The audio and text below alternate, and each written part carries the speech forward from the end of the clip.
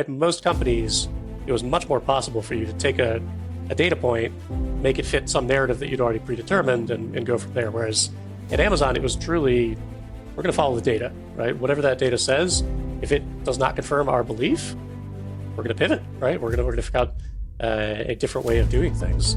And I think it was, arguably one of the foundations that led to Amazon's success. And we're live. Brian, thank you for coming on the show. Yeah, pleasure to be here. Awesome. So, Brian, you assemble like mechanical watches by hand, is that correct?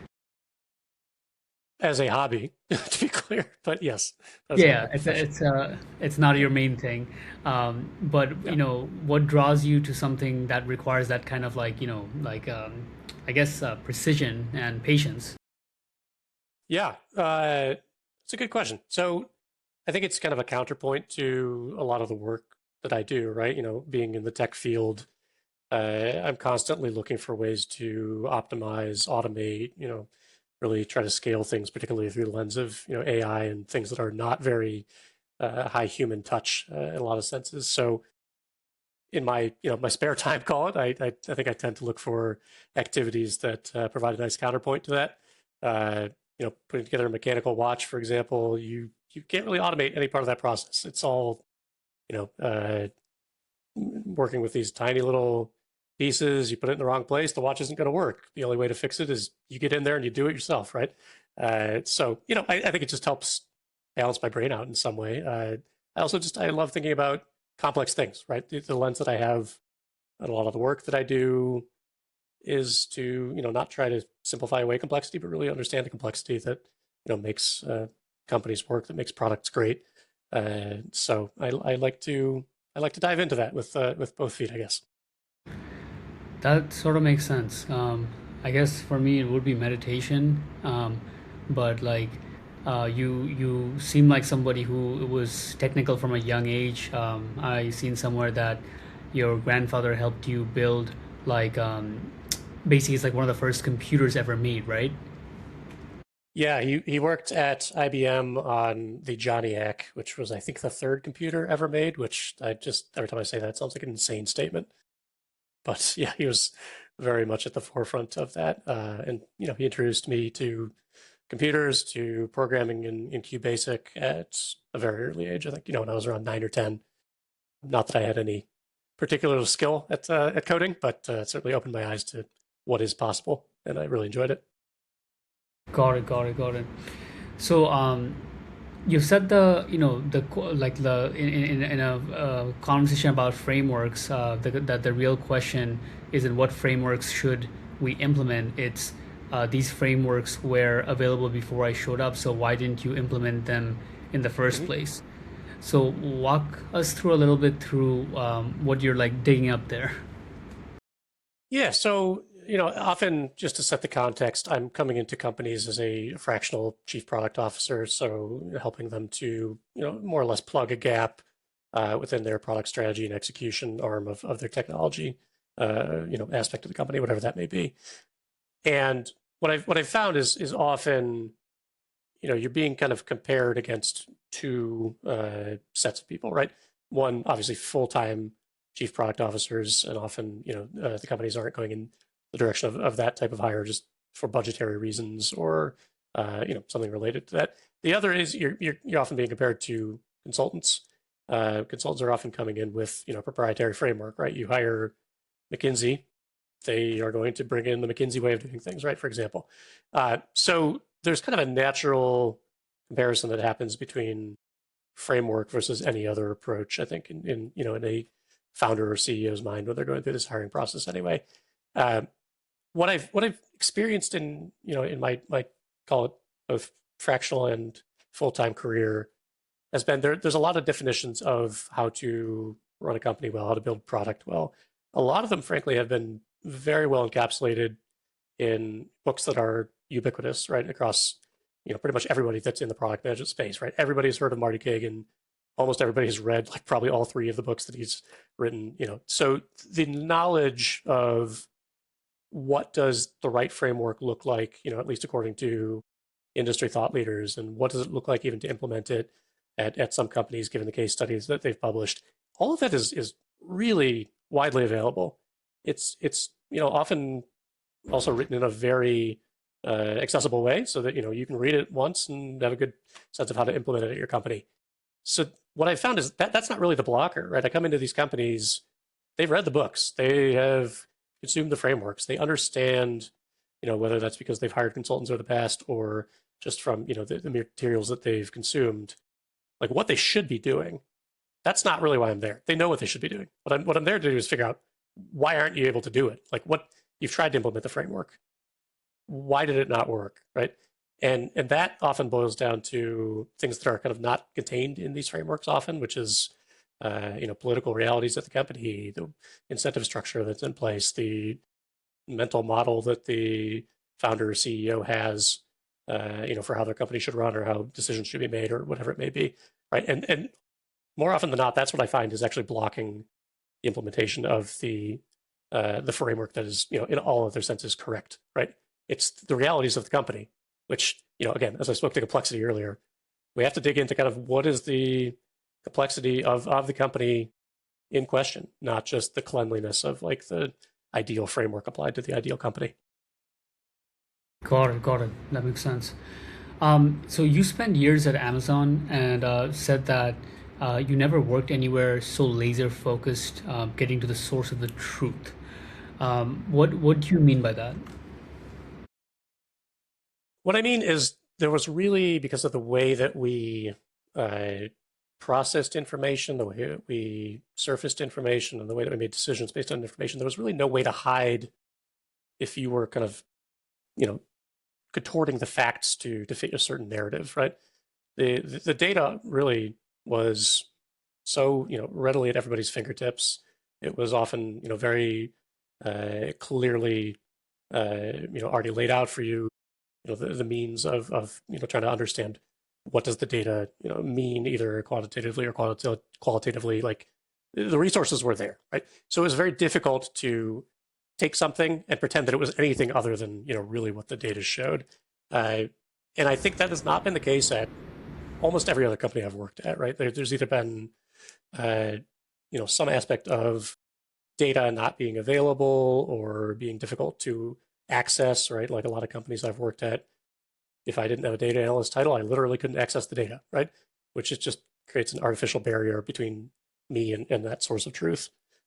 There was a lot of kind of political realities that would enter into the conversation. So, any number of reasons, but at most companies, it was much more possible for you to take a data point, make it fit some narrative that you'd already predetermined and go from there. Whereas at Amazon, it was truly, we're going to follow the data, right? Whatever that data says, if it does not confirm our belief, we're going to pivot, right? We're going to figure out a different way of doing things.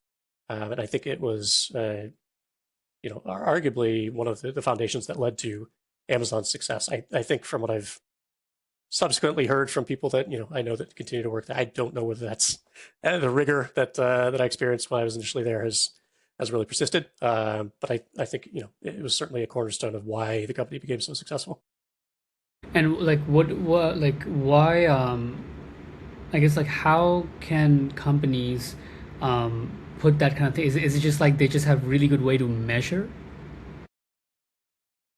I think it goes a lot deeper than that. I mean, it starts there, right? Like having access to data, making sure that the data is accurate, making sure that the data is accessible. All of those are kind of baseline requirements, I think, to operate this way. And you'd be shocked at probably how many companies fail on one of those dimensions.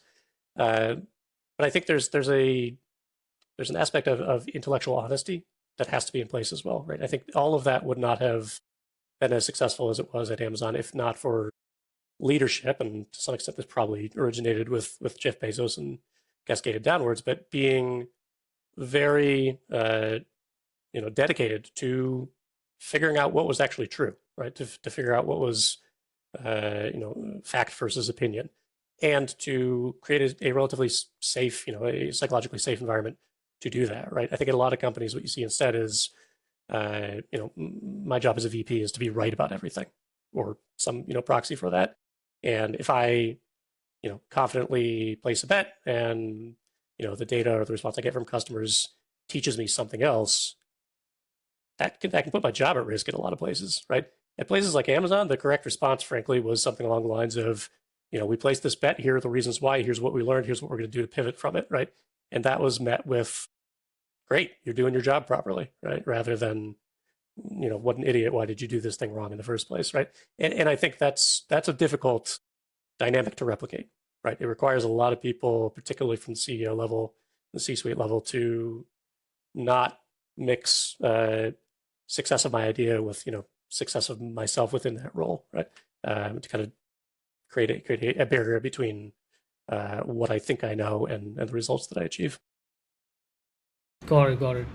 Um, you have said in the past that you value being well-rounded over being great at one thing, and you have like sort of resisted being pigeonholed in that kind of specialization in your entire career.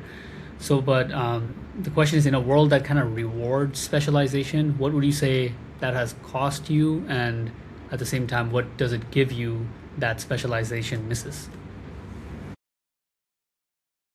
I mean, I think arguably it has cost me some amount of, call it excuse me. Let me start over. I think it's cost me some amount of upward trajectory in my career, most likely, right? I think when you specialize in a given field, given technology, whatever it may be, it's a lot easier to be recognized as a domain authority in a specific thing, right? I've friends and peers who have certainly gone down that career path, and it's relatively easy to see it from an external perspective. Kind of them becoming more and more well known, but within a very contained field, right? I think it's a much different challenge to become known as a authority, or at least expert in some sense, in things that are more general, right? Like patterns that work across companies, strategies that work independent of the domain that you're in. That takes a lot more reps, right? So to some extent, I've had to manage my own expectations, I guess is one way to put it, right? In terms of what is my career trajectory going to look like with that focus. But to the other part of your question, what is it? What do I get from it? The answer is, at a very fundamental level, I get a sense of I don't know, joy is almost the right word, right? Like, where I find interest in my work is observing something that worked over here and seeing if it works over there, and taking a learning that I have from one domain and applying it to another, right?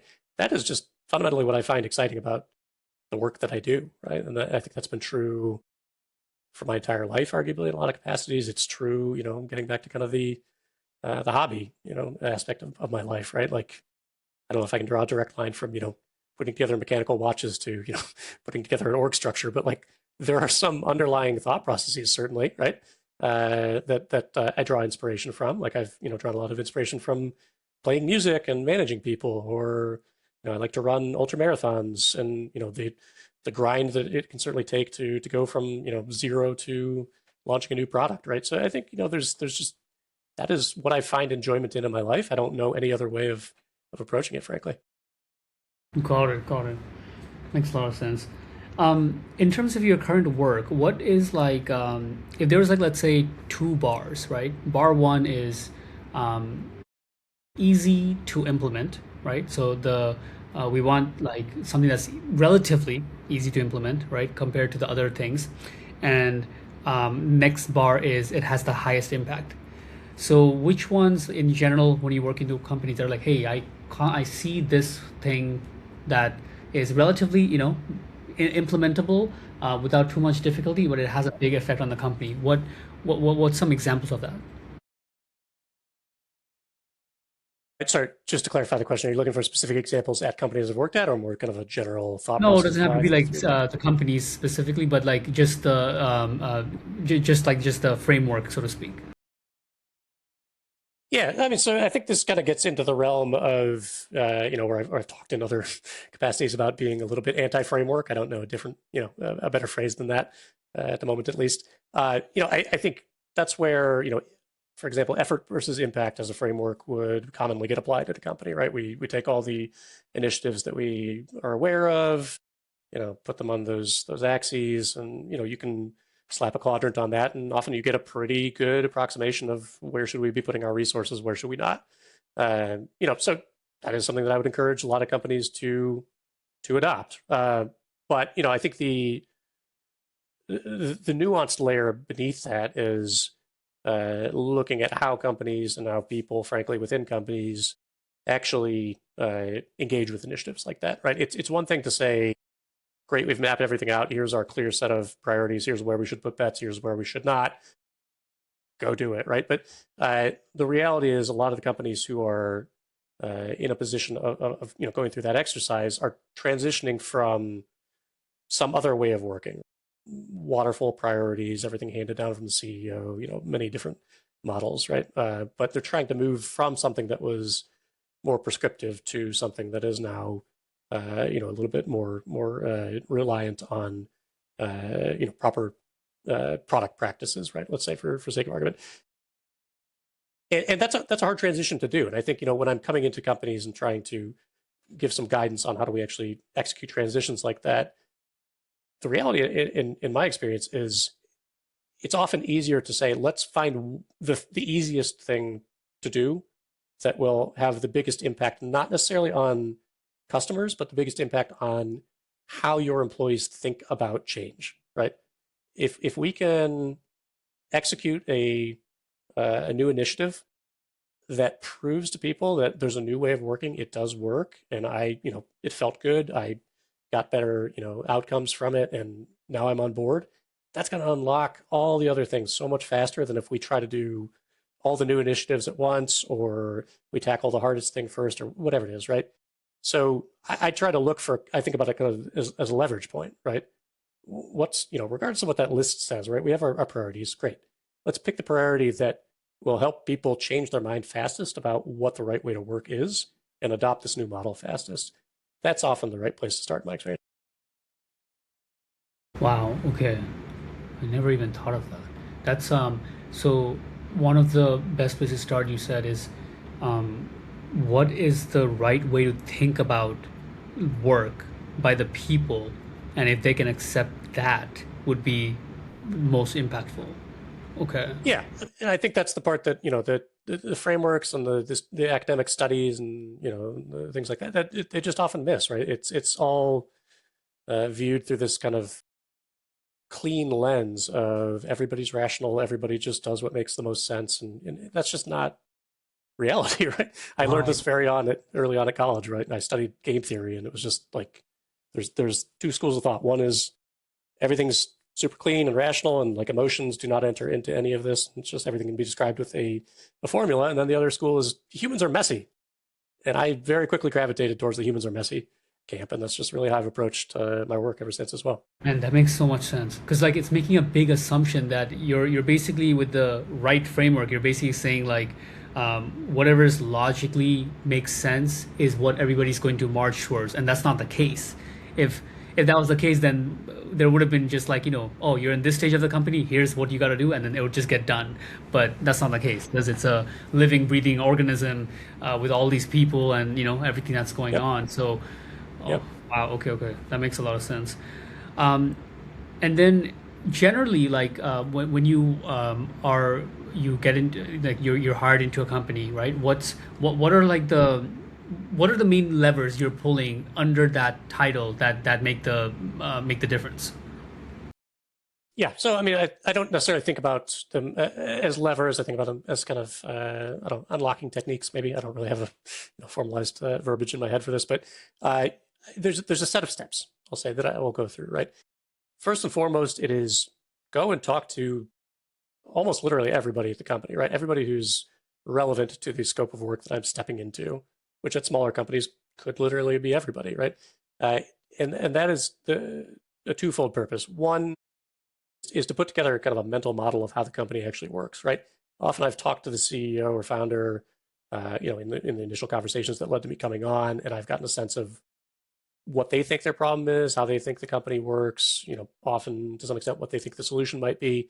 Uh, but if I use that as my source of truth, I have to recognize that it is very distorted, right? I think there's very, very few CEOs and founders who actually have a 100% accurate understanding of how their company works, right? It's often, this is how my company worked when it was 10 people and I was in touch with every single thing, or this is how I want it to work and how I've told people to make it work, but is that actually how it works?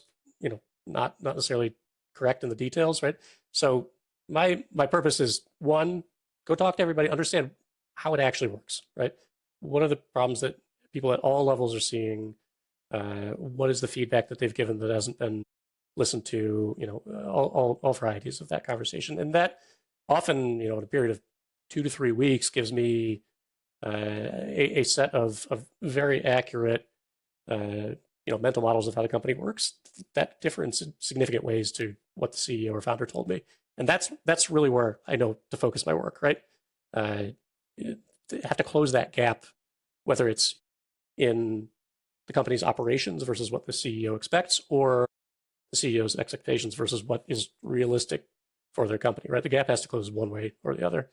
The other, candidly, the other aspect of why I'm going through that step is to gain trust, right? If the first thing that I do is come in and say, here's my framework, do it my way, everybody's going to tune me out, right? They've already heard that before.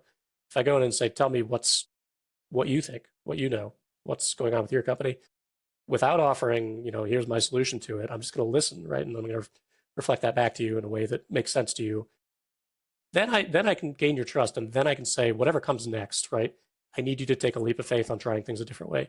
I need you to bring in a different skill set. I need whatever it may be. I find that gets listened to a lot more strongly, right? So that's kind of the first entry point, right? How do I figure out what's true, and how do I figure out how to get people on board with addressing that truth? And then again, it gets into kind of what we were talking about a minute ago, right? I can't change everything all at once. The organizations have kind of an immune system, if you will, that will reject that, right? It's too much too soon. So find that one thing, right? People know I listen. They're waiting for me to add some value, bring some change to the table. Let's find that one thing that helps confirm that belief, right? And drive some real change. And then we can start to build on that to a point where we can ultimately, 6 months in, whatever it may be, talk about, here are the real changes that we need, that are often painful for somebody. Could be the CEO, could be the people on the ground, could be, but there's going to be some change that has been being resisted, often, overtly, sometimes implicitly. But we have to get to a point where the excitement and the willingness to make that change overcomes the resistance that has been in place to it historically. Got it. Got it. Your slogan, or not slogan, but like the thing that you say where it's a CEO whisperer. Sure. Where does that come from? Yeah, to clarify, I did not make that term up. I've seen other people use it before me, so I more adopted it, if anything. It really came at kind of an observation of how the work has played out. This is not something that I expected when I became a fractional CPO, but my initial several clients, I found myself just having a lot of conversations with the CEO, the founder, whoever had hired me in, that I would come away from and think like, gosh, that kind of felt like a therapy session. Like I was just trying to kind of work them through, like, well, why do you feel that way, or why do you think that about your company, or it's and just reflecting on it, I found that a lot of the work that I was doing was opening CEO's eyes to, again, the realities of their company, or the way that their incentive structure, or the way that they talk to their employees, or any number of things, was actually contributing to the problem that they'd hired me in to solve, right?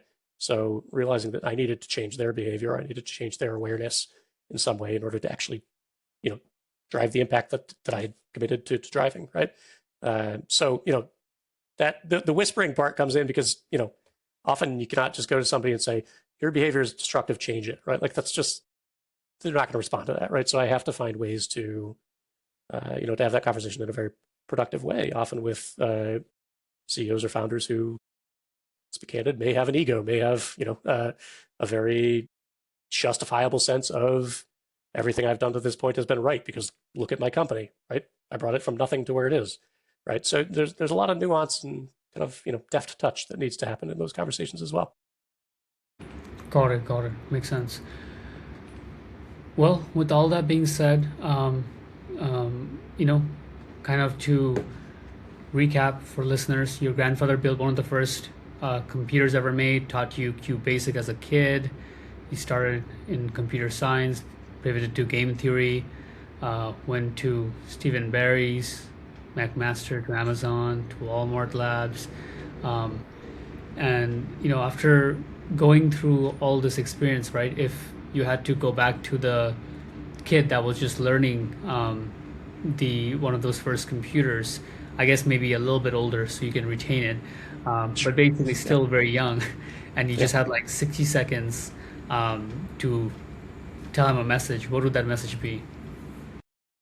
Yeah, I mean, honestly, I could probably boil it down to two words almost, right? And it would be a little bit more humble and be a little bit more patient, I think. It's something I had to learn at various stages in my career. I think, I often in my early career had a bit of an attitude of, I'm right about this. And it didn't really matter if I was right or wrong, right? Like, but the point was, people don't respond to that level, of let's call it arrogance, I guess, right? And I found much faster, better, stronger results, calling my mid-career when I learned the lesson of I need to bring people along for the ride, even if I'm completely right from start to finish, right? So that certainly is that aspect of it. I think the patience aspect is, there were times, as I spoke to your first question, where not wanting to be a domain expert, not wanting to hyper focus, not wanting to follow the specific boss around, that put me in positions where I was restarting some aspect of my career kind of continuously. And I think that, certainly when you're comparing yourself to other people, and I have a lot of really strong peers, both inside of product management and out, it hurts sometimes when you see somebody whose, career is accelerating faster than yours, or at least it looks that way on paper, right? And I think in a couple of cases, at least that made me make moves that debatably were the right move for me, right? I've learned a lot from everything I've done, and I've been able to take lessons from it. But I think there are certainly a couple of cases where I look back and I'm like, if I had just like waited 2 more months, like my career trajectory may be in a completely different place. So I'd be a little bit more patient, wait for discomfort to resolve. Put a little bit more trust in people if they've shown that they have your back previously. I don't think that I've necessarily done badly, obviously, in my career, but that is certainly what I would encourage my younger self to lean little bit more into. Definitely. With that, that's a great place to stop. Brian, thank you for coming on the show.